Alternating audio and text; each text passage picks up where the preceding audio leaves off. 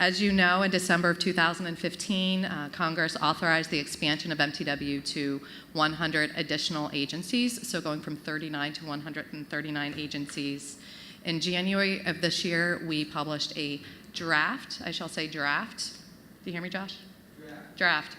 Operations notice as to kind of our thinking as to what the administration and continued operations will be for the expansion. I will say this was drafted under the past administration. When this administration showed up, they read through the operations notice, and they too felt that it was very important that we receive feedback on this notice. So both the administration and my team thought it was very important to have feedback. For that reason, we're hosting these listening sessions, and we'll also be opening up the comment period again, hopefully soon, if we can get it out of the building. The purpose of these sessions is for us to hear from you.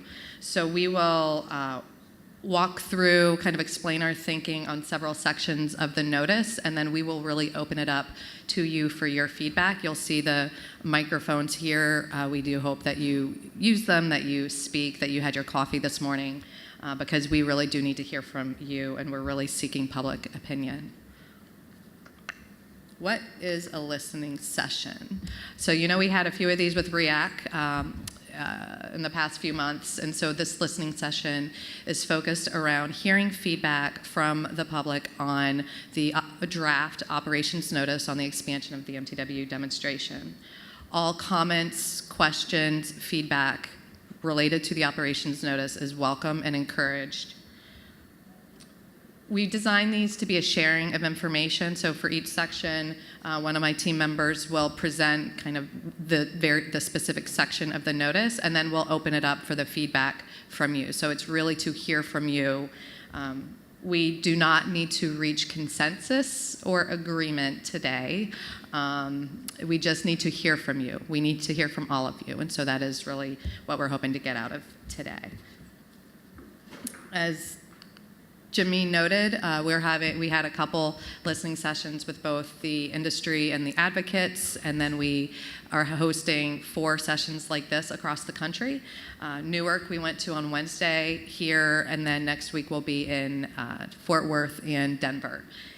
We specifically chose these locations, minus DC, because they are the regions that have little to no MTW agencies, so we're trying to also generate interest and encouragement of MTW in those regions that may not already have agencies.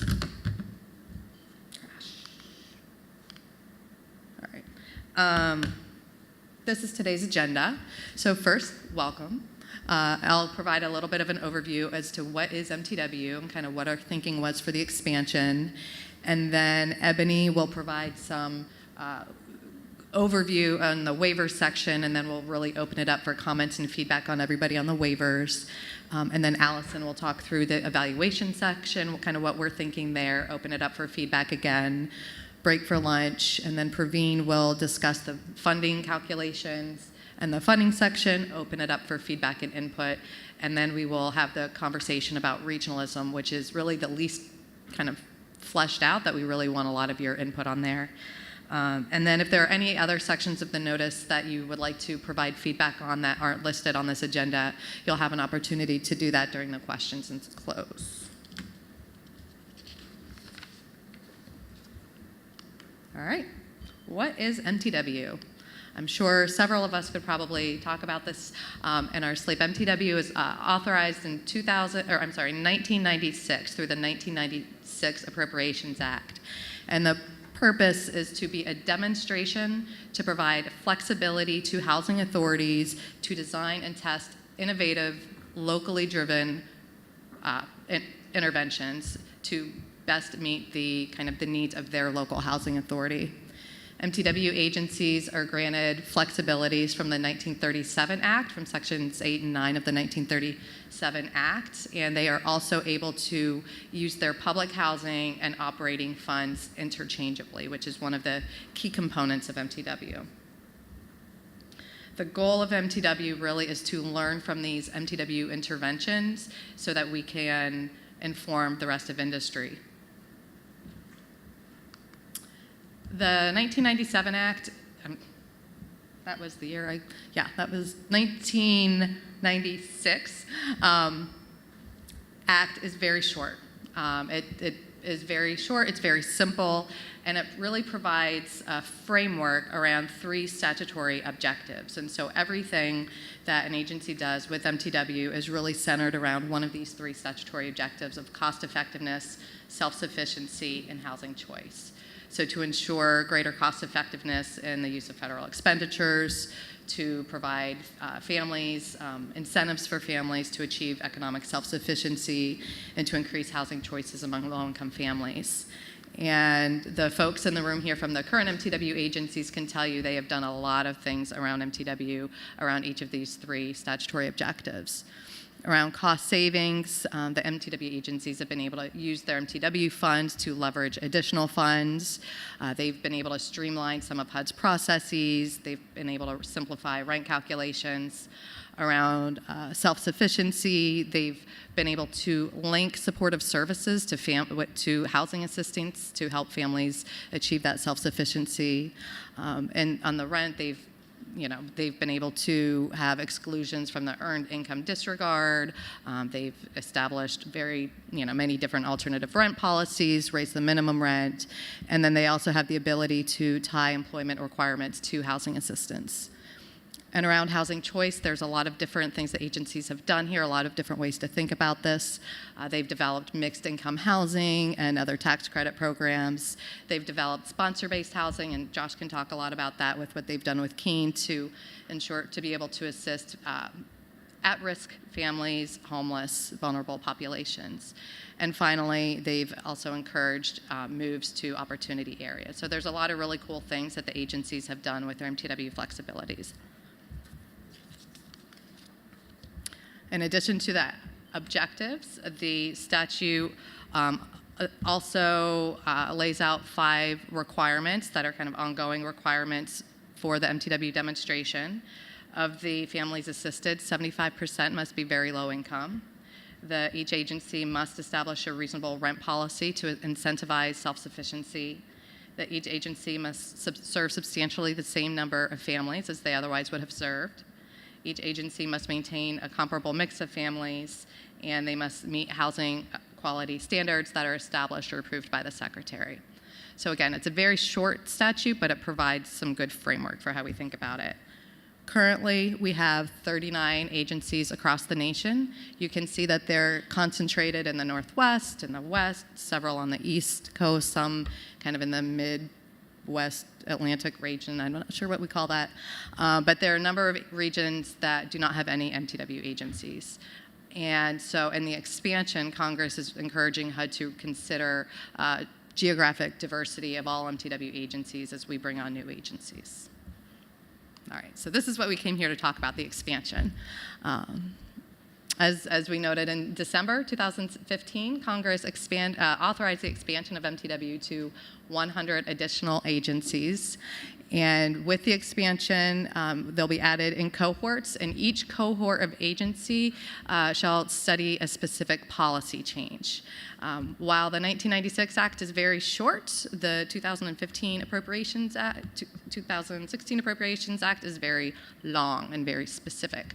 And it requires that we, in order to figure out what those policy changes are that we study, that we consult with the Research Advisory Committee that consists of MTW agencies, HUD, and public housing authorities and researchers. We convened the Research Advisory Committee last summer. We had several phone calls, one in-person meeting. We received the recommendations on the policies to study and how to implement them, and then we are now working with this administration to determine what to do with those recommendations. In addition to this requirement of each cohort studying something specific, Congress gave us 7 years to bring on the new agencies. Congress requires that the agencies be high performers. And again, Congress suggested that we consider geographic diversity. Congress also required the size limitations to the new agencies. So of the 100 agencies, 50 have to be less than 1,000 aggregate public housing and voucher units. 47 have to be between 1 and 6,000 aggregate public housing and voucher units. And there are only 3 slots for agencies between 6 and 27,000 units. That came from Congress. It was clear that they wanted us to consider the smaller agencies and really provide that flexibility to the smaller agencies that MTW can offer. Additionally, of the 100 agencies, 5 of them have to have a portfolio-wide RAD conversion, and they introduced this new concept of regional MTW agencies, which Allison will describe a little bit later, and we want to hear from you. Okay, our vision for the expansion, and really for MTW in general, is to learn from MTW interventions in order to improve the delivery of federally assisted housing and to promote self-sufficiency for low-income families across the nation. And with the overall expansion, we have 3 fundamental principles: to simplify, learn, and apply. Simplify both for the agencies, for HUD, learn from the MTW interventions so that we can spread those lessons learned and apply those lessons learned to housing authorities in the industry across the nation.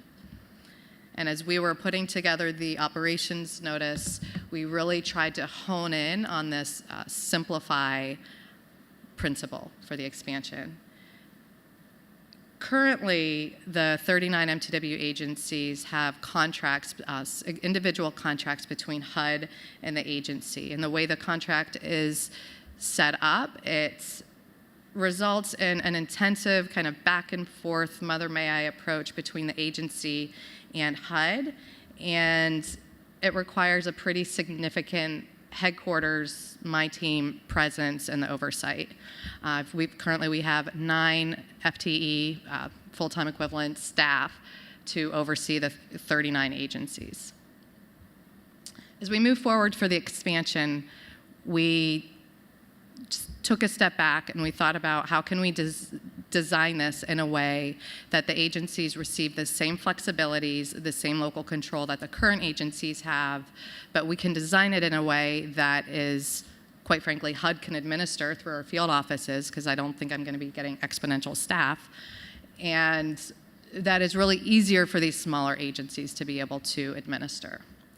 And so we looked at kind of a number of different options, and we looked at the lessons learned from RAD. And so as you all are familiar with RAD, the program is, the demonstration is implemented through a notice that describes kind of all of the RAD requirements, and it's a very streamlined process, and all of the agencies that participate in RAD follow the same notice. And so we looked to that model, and with that we established and developed the operations notice. As we drafted the operations notice, you heard Jameen talk about the 3 fundamental principles in the drafting of the notice. And again, those are the local control, ensure that agencies have the flexibility to meet their needs, to reduce burden for both HUD and the agencies, and to ensure residents are protected. And you will hear those themes throughout today as my team describes the various sections of the notice. Local control. The goal was to provide the same flexibilities that the existing agencies have, so that MTW agencies, current and new agencies, are able to implement activities that meet the needs of their community without really needing a mother may I approach from HUD, that they get these waivers and they can implement that with their community.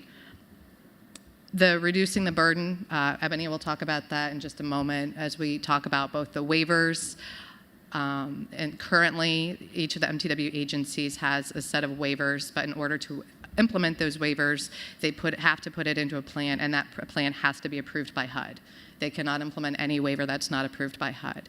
So in the expansion, the idea was that certain waivers, the majority of the waivers, would be just given to them upfront, no HUD approval necessary. Check the box, this is what we're doing, that's it. And then for the small set of waivers that really touch families, such as time limits, work requirements, rent reform, that type of thing that really impacts families, that there would be an approval process from HUD, but we could lay out from the beginning kind of what the parameters could be so the agencies to kind of simplifies that approval process. Similar to, and the approval process would be similar and hopefully more streamlined than the approval process that the current agencies go through. And also on reduced burden around evaluation, and you'll hear Allison talk about that in a bit.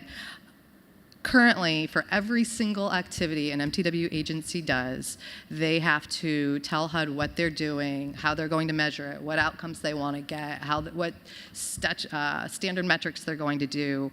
We implemented these standard metrics in 2013, and HUD, for every activity that they do, HUD tells each agency what the standard metric is to have consistency across the agencies, and the agencies hate it. You can ask all three of them that are here today. And it's a lot of burden. Our agencies, our housing authorities are really becoming experts and evaluators. And in the expansion, the goal is to take that burden from the agency and bring it up to HUD. And Congress is requiring it through the cohort studies. So with each study, HUD is going to be doing the evaluation, not the agencies. And then we're looking at, are there any kind of cross-cutting agency-wide indicators that will help us tell the story of what it means to be MTW around those 3 statutory objectives? And ideally, we could pull that data from HUD systems and, again, take the burden from the agencies and put it onto HUD. That's the goal. And finally, the third principle of ensure resident protections. That's where you see the 90% utilization requirement of HAP. And that's also where you see the waivers, the parameters around each of the waivers. So that was our thinking. We will really want to get deep into the conversations. Again, it's a draft. We wanted to hear your feedback. Did we hit the mark? What can we do to make it stronger? What can we do to kind of lighten up? What are your recommendations? But with that, I would like to just take a few minutes to see if there are any questions or comments before I open it up, or before we start the presentation. All right, so with that, I'm going to turn it over to Ebony, who is going to provide a good overview on the waiver section and then get ready to talk. Thanks, Marianne. Today I'm going to discuss the waivers, and I'll present the general and the conditional waivers. And after I've completed my discussion, then we'll open it up for questions, and Marianne will facilitate that portion of the presentation. I ask that if you do have any questions, that you wait till the end of the presentation when Marianne's doing the facilitation to ask those questions. We provided you with some copies of the waivers. If you did not receive any, they're on the table outside. And I would encourage you to pick one of those copies up if you have not already gotten one.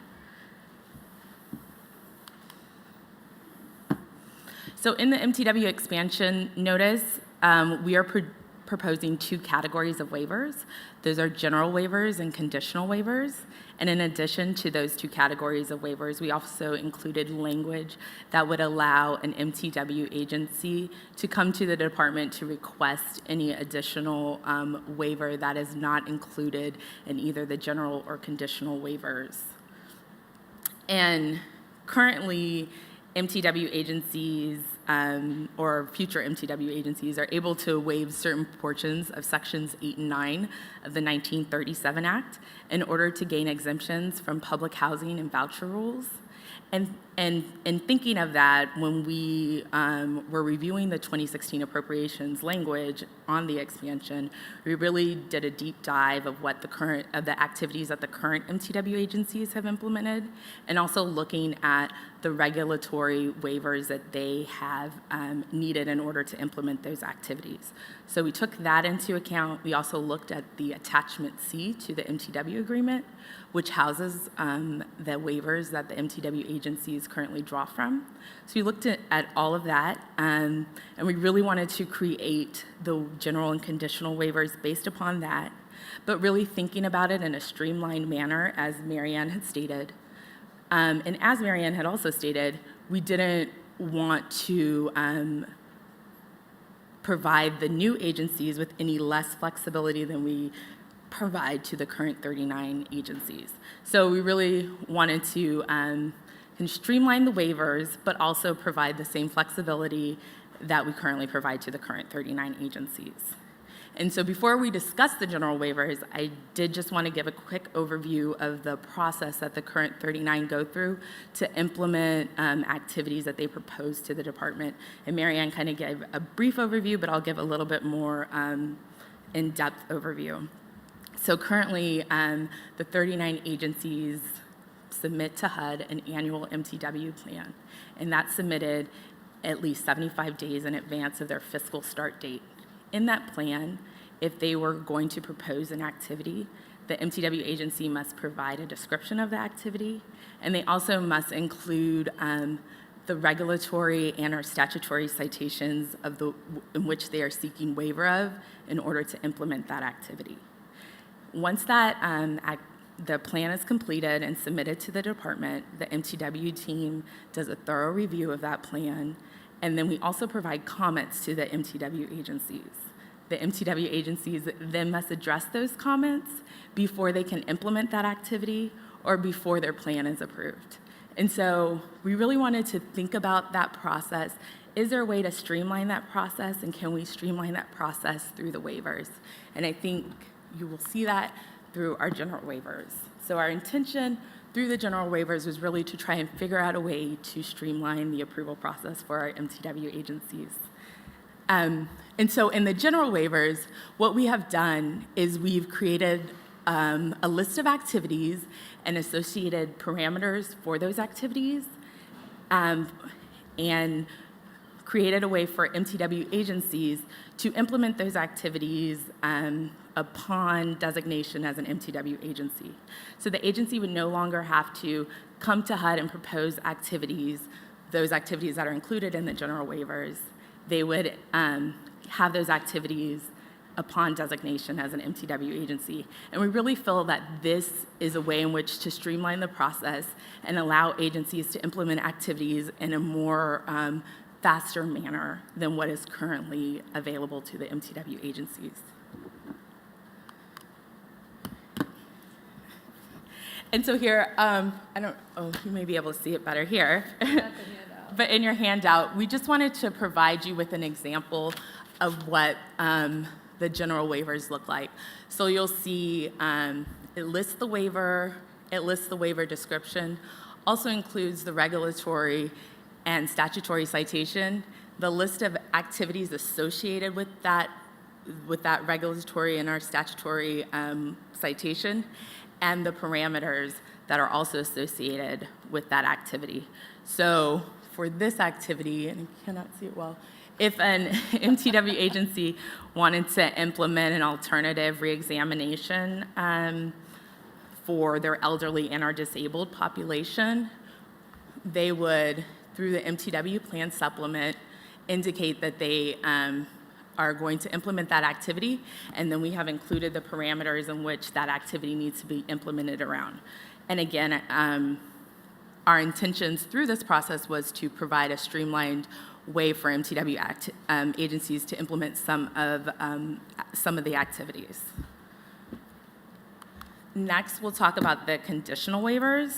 So the conditional waivers are a bit different from the general waivers. They're structured the same way, but conditional waivers are waivers that require a bit more scrutiny from the department, because these are waivers that have direct impacts on residents and on families. So those are, as Mary Ann had described previously, the work requirements, the time limits, and rent reform. And going back to our goals, and as Mary Ann described, the resident protections, we really wanted to make sure that waivers that have a direct impact on residents require HUD approval before they can be implemented. And so we envision that any activities that are listed in the conditional waivers would go through a process that's a little bit similar to what I had described previously of what the current MTW agencies go through. But because we have listed the activities and the associated parameters, we believe that that will create some streamlined efficiencies in the timing of those approvals. And so we also included an example of what the conditional waivers look like.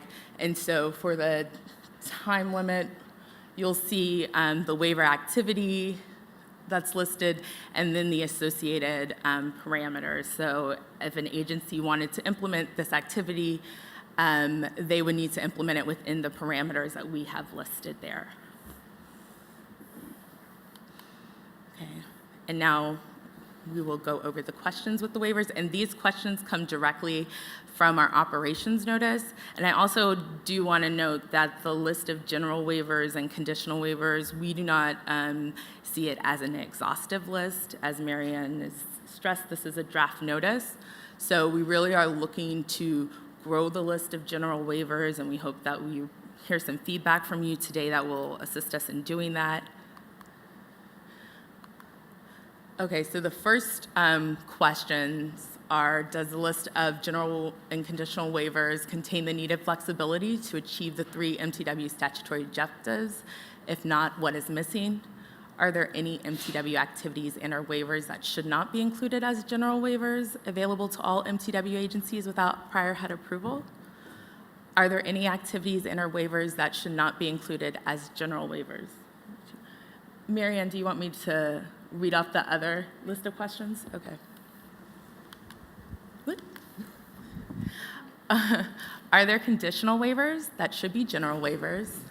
Does the list of conditional waivers contain the needed flexibility to implement any alternative income-based rent model? If not, what is missing? Additional thoughts or comments on the general and or conditional waivers are welcome. Let's turn it back over to Marianne. Great. Thanks, Ebony. And so now I am going to turn it around to Allison, who is going to give us an update on the evaluation piece. Again, similar as what we did the last time, is she'll provide a bit of an overview, and then we will get more into the discussion feedback phase. So, Allison? Sure. Thanks, Marianne. As Marianne alluded to a little bit earlier in the introduction, the 2016 Appropriations Act detailing the expansion gives a lot of information on evaluation. So we have a lot more to go on through this expansion than we did through the 1996 statute. Specifically, the Appropriations Act requires HUD to form an MTW Research Advisory Committee to advise us on the different research topics and methodologies, and to form specific cohorts of agencies as we bring them onto the demonstration, and that we evaluate one specific policy change through rigorous research for each of those cohorts. So with that, learning continues to be a key element of the MTW demonstration. It's important that we learn through MTW agencies so that we can inform the industry on things that we can do better and more effectively to serve the families in our programs. And we break that evaluation out into 2 different types. So you have the evaluation of specific MTW interventions and isolating the impacts of those specific interventions. And then you have the program-wide evaluation, which more tells the story of the MTW demonstration and what that's doing for your community at large. So we see the MTW intervention specific evaluations being done through the cohort-specific evaluations, which I'll talk about a little bit. And then we're still working on, again, telling that story of MTW in an effective way through program-wide evaluation. Keep skipping here. Okay, the cohort-specific evaluation. So here is where we're really looking to the MTW Research Advisory Committee to give us some good feedback and recommendations on what we should be studying and how we should be studying it. As Marianne said a little bit earlier, describing that process, we've had several conference calls with the committee, some in-person meetings that were all open to the public. So a lot of great information about what happened during those meetings on our website. So if you're interested in evaluation, I encourage you to go to our website, and you can see exactly what was discussed and the recommendations that came out. What we really see through this cohort-specific evaluation is that isolating the impacts of specific MTW interventions is very, very difficult. So for that reason, HUD is really taking on the cohort-specific evaluation and the evaluation of specific MTW interventions through the cohort-specific evaluation. So we're going to try and move away from looking at the metrics of activity by activity and really learning about the activities through the cohort-specific evaluations, which will be rigorously designed and advised by a panel of experts in partnership with our Office of Policy Development and Research here at HUD. So the cohort-specific evaluations are still being developed. When the selection notice comes out for each cohort, there will be information in that notice about what the evaluation is going to be covering, what the obligations are of the applicant PHAs. So PHAs will know upfront what their obligations of being a part of these cohort-specific evaluations will be. It could be that there's less flexibility in some areas, specifically around like the discussion you all had on work requirements. You know, if you participate in that cohort, you may have to formulate your programs to be in line with the study. But again, all of that information will be upfront in the selection notice, so you'll be able to determine whether or not that's a cohort that you would be interested in participating in ahead of time. So we want to be able to provide that information to you. Since the cohort-specific evaluations are going to be mostly contained in the selection notice, we're going to focus our attention today more on the program-wide evaluation. There's a lot of information in the operations notice about the specific performance metrics that we might use for a program-wide evaluation, and we really are looking forward to getting your feedback on that. So with that, the program-wide evaluation, here we want to do a better job of telling the story of the transformational policies and programs that are happening at your agency level on a program-wide basis, and organizing that story around the 3 statutory objectives of cost-effectiveness, housing choice, and self-sufficiency. So we want to minimize the burden to agencies as much as possible. So when you're thinking about what these possible performance metrics could be to tell the story of MTW, really encourage you to think about the data that's already being submitted into HUD systems and how we can pull from that already existing data to tell the story so that we don't add additional burden and information collection on agencies. So that's really our mindset in developing this program-wide system. So a little bit on the roles and responsibilities of both HUD and the MTW PHAs and how it goes out. For the MTW PHAs, really what we're hoping is that the agencies continue to keep good records and to report into HUD systems. To submit any required reports and data collections, existing data collections, or if there are, supplemental pieces that might exist over time, and to participate in whatever cohort-specific evaluation that they were selected under the notice. So again, living up to those obligations that were in the selection notice and being a good partner with our researchers so we can get some great information out of those cohort-specific evaluations. For HUD's roles and responsibilities, HUD will develop the metrics for the ongoing program-wide evaluation with feedback and input, of course, but setting up that system so that we're able to better tell the story of MTW. Use the data that's already being collected through HUD systems to the greatest extent possible, so again, focusing on minimizing that burden to the agencies. And to lead the cohort-specific evaluation. So taking back that evaluative burden from the agencies and doing that at HUD to be better able to get information on those intervention-specific evaluations. So with that, we wanted to go over with the program-wide evaluation, the 3 statutory objectives. The operations notice gives some examples of potential performance metrics around each statutory objective. So we'll go over those and then take a pause at the end of each of the statutory objectives and get any feedback you have for additional performance metrics that might help us better tell the story. So the first one we have here is on cost effectiveness, how to reduce costs and achieve greater cost effectiveness in federal expenditures. Some ideas put forth in the notice were administrative cost savings per unit in direct program administration and indirect program costs for both the voucher program and public housing. Any changes in rental revenue that you're able to realize, and then the changes in the number of families served. So I want to hand it over to Mary Ann and open up the floor for any additional cost effectiveness performance metrics that could be possible through the expansion. Just some more general questions now on evaluation. Is there any information that's not captured in HUD systems that would provide information and data points for the performance metrics for evaluating the MTW demonstration? And then what is the best way to capture and report exit data? I think we touched on this a little bit.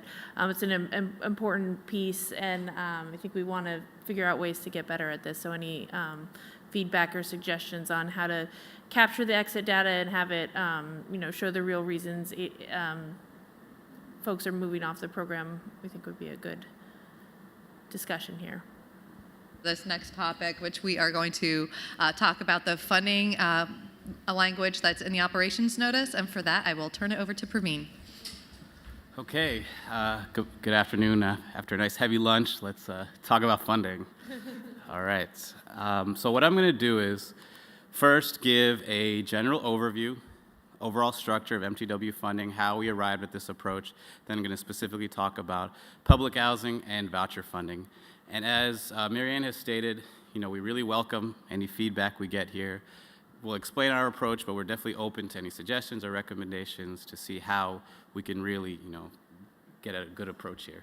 Okay, first, overall structure. Per the statutory language that applies to MTW agencies subject to the operations notice, MTW agencies shall receive no more or no less than they otherwise would have as a non-MTW agency. So that was a guiding principle for how we formed our structure.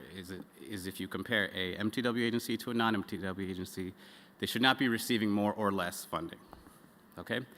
Now, in terms of flexibility and use of funds, as a participating MTW agency, you have what's called a block grant, MTW block grant of funding. So what that is you're combining your public housing and voucher funds that can be used interchangeably. So on public housing, you have your operating and capital fund, you have your voucher money, your HAP money, your administrative fee money, that can be commingled into what's considered an MTW block grant. The existing agencies are familiar with that, but just explaining it for those that might not be familiar with it.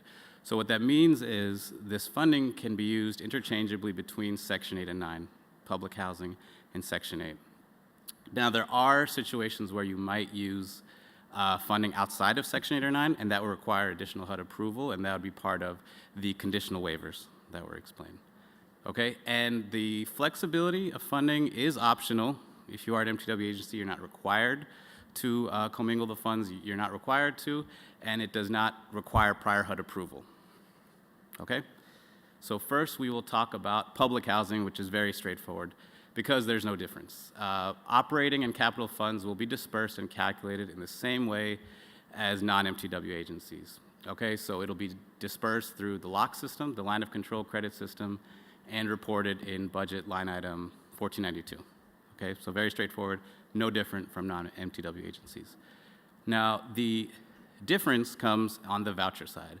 So I'm going to talk about first, when I say voucher funding, right here I'm talking about HAP funding specifically here. So what we define as the initial year in MTW, that's your first year in the demonstration as an MTW agency. So the way that's calculated, your eligibility is no different than if you were a non-MTW agency. So it's your first year in MTW. You look at your previous year's HAP expenditures, factoring in any proration or inflation factors. So again, that's the same. The difference comes for subsequent years, after your first year at MTW. Now, what we have here, and there's more detail on this in the operations notice, what we've established here is a requirement of 90% of HAP funding to be spent on HAP expenses specifically. Now, the remaining 10% can also be spent on HAP expenses, but in addition to that, you have MTW expenses, which you've actually spent that year on whatever MTW activities that might be, redevelopment, supportive services, whatever it might be. In addition to that, we have what's called commitments or obligations. These are fields actually in the VMS system for the MTW section. There's more detail on what the definitions are of commitments and obligations, but generally speaking, a commitment is something that has been earmarked or set aside in the future for an MTW activity. You can put that in the supplement, MTW supplement. You have an activity, later on you have your time frame, dollar amount, and you put that in. An obligation is actually a executed contract. As an example, we have a construction contract next year to renovate some units. We want to use MTW money for that. So that would be put in the obligation section. So now we get to the actual renewal eligibility starting from the second year, the subsequent year. So your renewal eligibility will be your HAP expenses plus eligible MTW expenses, so what you've actually spent that year on MTW, and then your commitments and obligations towards MTW activities. Okay? And again, we can discuss this all. I just have a couple more slides, and we have our own questions, and then we welcome your own questions as well. Okay, now regarding HAP reserves. The maximum HAP originated reserves cannot exceed the equivalent of 1 year's worth of budget authority. So that's the threshold. Once you reach 100% of your budget authority, you can no longer accumulate any more HAP reserves. And finally, on administrative fee, much like public housing, this is no different from how it is for non-MTW agencies. So we use the same methodology to calculate rates as we would for all other PHAs. All right, now we'll first show some of the questions we think that we've actually pulled from the operations notice that we think will be good for a good discussion to get your feedback. But of course, anything else you have, anything I might have said that might have been confusing or you need clarification on, we can definitely field those. First question, is a 90% HAP budget utilization requirement the appropriate amount? What sanction or restriction should HUD consider using should an MTW agency continue to fail to meet this requirement? Are there other methods for calculating HCV funding that we should consider? And are there other factors in general that we should consider in the calculation of funding? Allison is going to talk about the language in the statute relating to regionalization. Sure. And this is going to be brief because, as you can see from the operations notice, we're really looking for feedback in this area. Regionalization, this new concept, is described in the 2016 Appropriations Act, where HUD may designate an MTW agency as a regional MTW agency. So we'll just go through some of the language that's in the statute and then go over the questions that are in the notice. So I'm going to read just a little bit from the statute here because that's really what we have to go on. The 2016 MTW Expansion Statute says that the Secretary may designate an MTW agency as a regional agency at its request. So again, that's the agency coming into HUD and requesting that regional designation. And then if the Secretary determines that unified administration of assistance under Sections 8 and 9 by that agency across multiple jurisdictions will lead to efficiencies and greater housing choice for low-income persons in the region. So again, tracking back to those two statutory objectives of cost effectiveness and housing choice, you can see how those are woven throughout the, through the statute.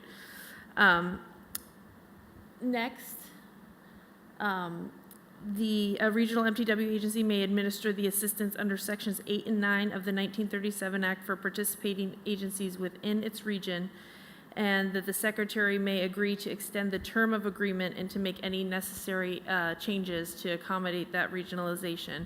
So understanding that there are going to need to be some documents and organizational factors that are taken under considerations when we talk about this new concept of regionalization. There's going to be some impacts there as well.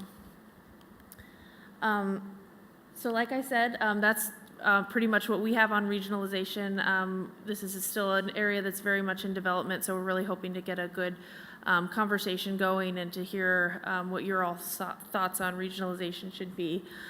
So the questions that we have: how should adjacent be defined? And this is in the statutory language for purposes of identifying which PHA should be allowed to be a part of the MTW agency's regional agency designation.